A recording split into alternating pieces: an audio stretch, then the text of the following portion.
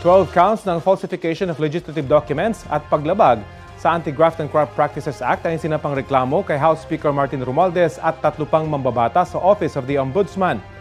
Detalye tayo sa ulat on the spot ni Jonathan Andal. Jonathan? Yes, Rafi, may kaugnayan sa mga blanco sa 2025 National Budget BICAM Report. Ang inihaing reklamo sa Ombudsman laban sa liderato ng Kamara.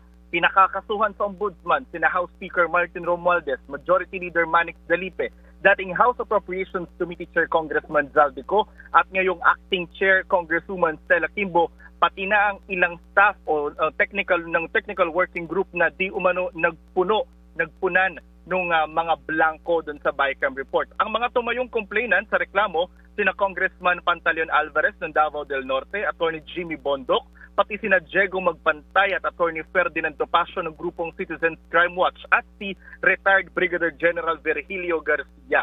Ang isinampang reklamo, paglabag sa Anti-Graft and Corrupt Practices Act at 12 counts ng falsification of legislative documents. Para raw ito sa 12 blanco sa 2025 Budget BICAM Report na nilagyan di umano ng halaga bago pirmahan ni Pangulong Bongbong Marcos ang 2025 GAA. 241 billion pesos daw ang kabuang halaga ng mga blanco na nilagyan ng amount. Rafi, sinusubukan pa nating makuha ang panig ng mga inirereklamo. Rafi? Maraming salamat, Jonathan Andal.